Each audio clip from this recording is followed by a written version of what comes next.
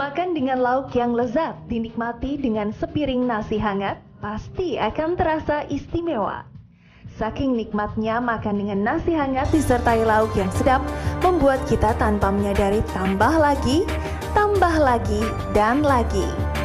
Namun di balik lezatnya nasi yang disajikan selagi hangat, ternyata berdampak kurang baik untuk kesehatan karena karbohidratnya yang sangat tinggi dibandingkan dengan nasi dingin.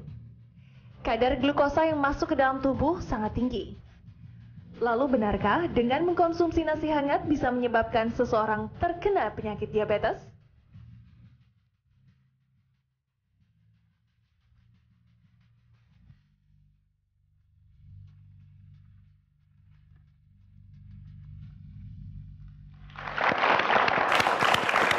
Dokter Sheila, siang-siang gini, apalagi musim hujan ya, enaknya makan nasi anget loh. Bener banget Dokter Haikal, apalagi kalau lauknya enak, pakai nasi hangat, enak banget tuh. Oke, mantap tuh ya. Tapi kita tanya penonton dulu nih, penonton sini sudah makan siang belum?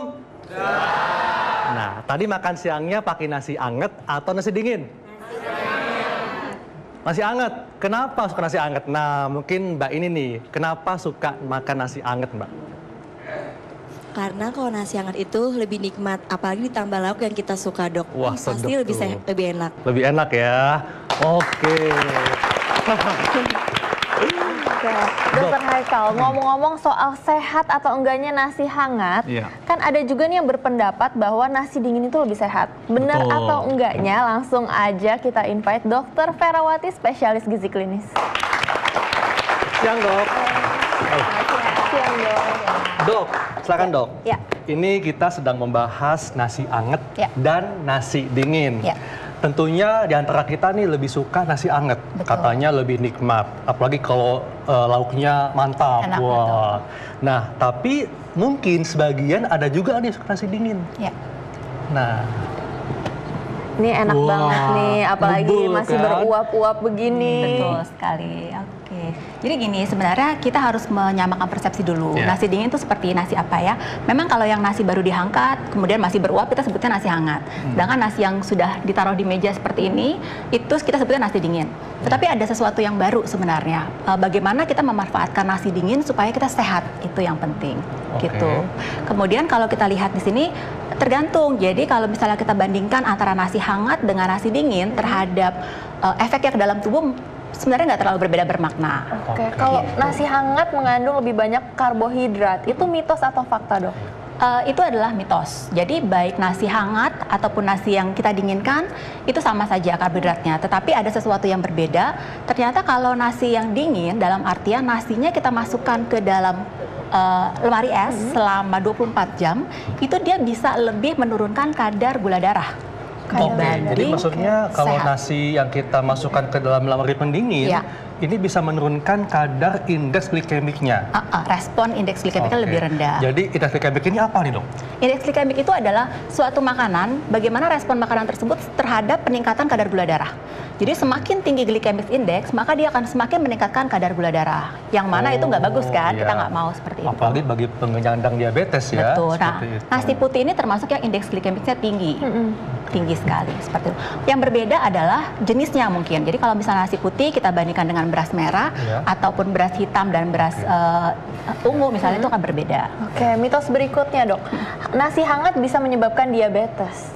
Ya, seperti yang tadi saya bilang adalah semakin banyak kita mengonsumsi nasi, itu dia akan semakin meningkatkan indeks glikemiknya. Semakin tinggi dan semakin banyaknya, itu akan meningkatkan kadar gula darah kita.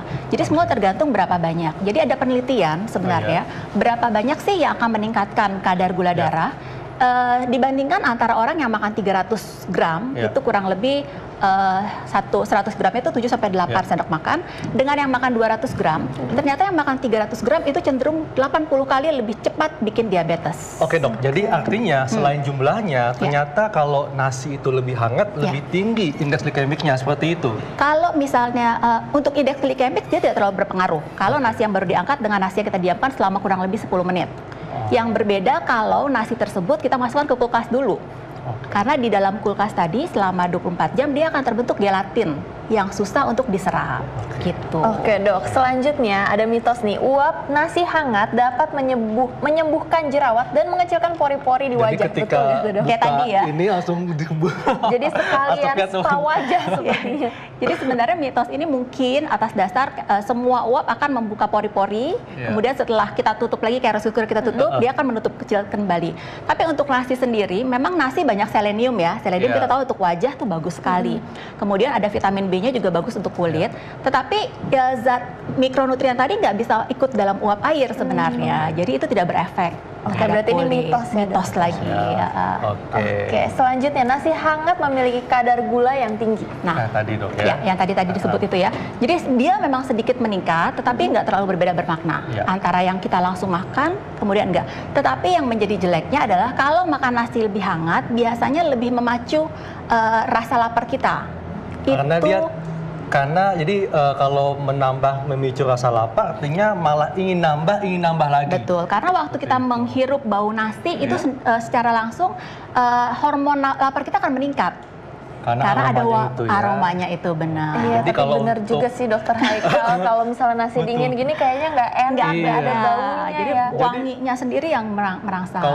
Kalau ingin diet ya mungkin nasi dingin kali ya, jadi nggak nambah.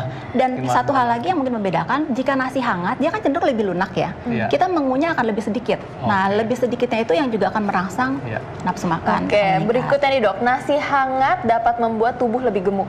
Ya, nasi hangat itu memang tadi seperti dibilang dia merangsang makan lebih banyak, dia akan lebih tinggi lagi meningkatkan nafsu makannya. Nah, ada lagi salah satu yang menyatakan bahwa nasi yang sifatnya hangat tersebut dia akan lebih dicerna lebih cepat ya dibanding sama nasi yang dingin, walaupun tidak secara bermakna. Ini penelitiannya masih banyak sebenarnya, pro dan kontranya. Kita mesti harus teliti lebih banyak. Kalau diserapnya sama tubuh sendiri bagaimana dok? Semakin cepat sebuah karbohidrat diserap, misalnya seperti bubur, otomatis dia akan meningkatkan kadar glukosa lebih cepat. Nah, kalau nasi hangat dibanding sama nasi yang dingin, konsistensinya kan berbeda. Itu yang membedakan juga. Berikutnya nih dok, nasi hangat menyimpan lebih banyak kalori. Ya, nasi hangat sendiri kalori sama. Jadi dalam 100 gram nasi itu ada 175 kalori. Jadi 175 kalori itu kalau kita bandingkan satu piring nasi kita disarankan makan 500 kalori. Itu lebih dari sepertiganya sendiri sudah dari nasi. Oke, kalau kalori sama, kemudian karbohidratnya sama, adakah perbedaan kandungan serat antara nasi hangat dengan nasi dingin, dok? Tidak ada perbandingannya. Kalau perbedaan antara serat itu adalah antara varian dari jenis nasinya tersebut. Jadi antara beras merah sama beras coklat sama beras putih berbeda. Seperti itu. Yang paling banyak memang seratnya adalah di beras coklat atau beras hitam. Nah, nih dok. Kan ada nih sebagian orang yang menambahkan minyak ke dalam nasi karena tujuannya bisa untuk menurunkan, membantu untuk diet. Nah, sebetulnya emang apakah ada manfaatnya dok dengan menambahkan minyak dalam nasi? Ini bagus sekali nih sekali. Jadi bagus sekali pertanyaannya karena tadi seperti saya bilang indeks glikemik dari nasi itu kan tinggi di atas 70. Tetapi kalau kita campur dengan makanan lain yang memiliki indeks glikemik rendah, maka dia akan turun. Contohnya apa nih dok, makanan apa? Minyak. Jadi minyak apa nih dok? Yang paling bagus adalah minyak kelapa. Minyak kelapa? Betul. Jadi ada penelitiannya, 1 sendok teh minyak kelapa dicampur dengan 1 cup beras, dimasak, itu menurunkan sampai 50-60% kalori. Wah. Jadi bagus sekali, karena dia indeks glikemiknya turun. Kemudian yang paling penting untuk pasien diabetes adalah dia akan respon glikemiknya akan lebih rendah. Itu jadi, bisa sesuatu yang baru sebenarnya. Ini bisa menjadi tips untuk menyandang diabetes dok. Betul. Ya, bila ingin mengkonsumsi nasi. Dan minyak kelapa itu kan kita tahu sendiri dia meningkatkan metabolisme, membakar kalori lebih tinggi, seperti itu. Ini ada mitos atau fakta terakhir yang agak menakutkan nih dok. Nasi yang dihangatkan dengan magicom akan memicu penyakit kanker. Ya, jadi penyakit kanker itu sendiri dekat dengan glukosa. Glukosa adalah kandungan dalam nasi putih ini. Semakin banyak kita makan glukosa, itu sel kanker kan lapar, dia akan meningkat sel kanker oleh karena glukosa. Jadi jika kita ada resiko kanker, kemudian kita makan glukosa terlalu tinggi, maka sel kankernya akan berkembang dengan luar biasa. Jadi baiknya masaknya itu gimana dok? Nah sebaiknya sekarang kan menjadi tip, kita boleh menambahkan juga mungkin minyak kelapa pada saat kita memasak. Itu perbandingannya 1 cup dengan 1 sendok teh minyak kelapa. Kemudian kita masak. masak, setelah kita masak, kita bisa menaruh dalam suhu ruangan, tetapi nggak boleh terlalu lama. Ya. Berapa jam tuh? Maksimal 10 jam, 10 jam di suhu ruangan, suhu ruangan. Ya. Setelah itu bisa menempel dan mikrospora akan berkembang biak. Yang menjadi hal yang baru mungkin adalah, ini mungkin penelitian masih baru, kita bisa taruh di kulkas selama 24 jam, kemudian kita bisa hangatkan kembali. Nah, itu ternyata bisa membantu menurunkan gula darah, seperti itu. Nah, Dok, ini pertanyaan yang unik Dok ya, yang dari saya nih. Kan kita kenal nasi liwet, jadi kan pakai minyak atau santan kan. Nah, ini sebetulnya apakah akan menambah indeks glikemiknya atau menurunkan, Dok? Kalau ditambahkan santan yang adalah lemak, turun indeks glikemiknya. Turun, karena kan lemak, santan itu akan menurunkan indeks glikemik, ya. Tetapi dalam hal kalori yang akan meningkat. Menambah kalorinya ya. Indeks glikemiknya ya.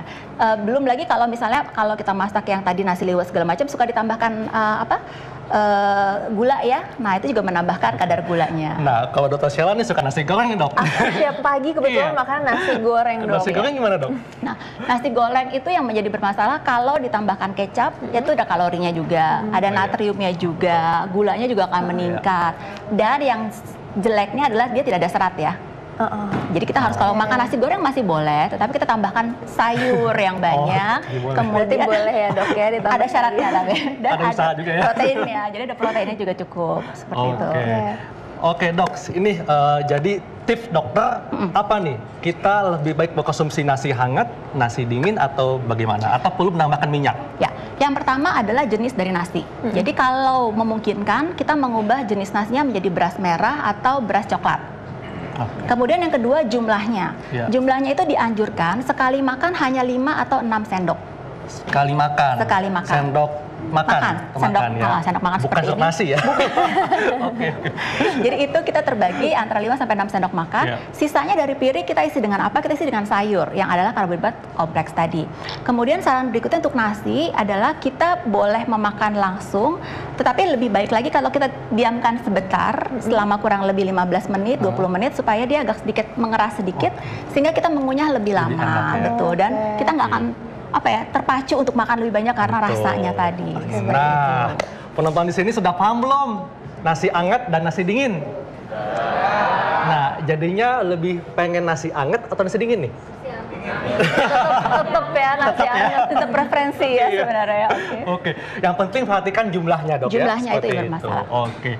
Baik, terima kasih Dr. Vera, sangat bermanfaat sekali dan biasanya nih Dr. Sheila ya, Dr. Vera juga, kalau ibu-ibu yang bekerja itu kadang suka cemas. Apakah anaknya sudah diberi makan oleh babysitternya? Oke. Nah, mungkin bapak-bapak juga ada yang cemas nih. Betul. Apakah soal kerjaannya atau mungkin asistennya udah melakukan tugas-tugas yang istrinya diberikan. belajar atau kerja nih? Gitu. Oke, ngomong-ngomong soal cemas, kita akan membahas sesaat lagi. Jangan kemana-mana, tetap di acara Ayo Hidup Sehat.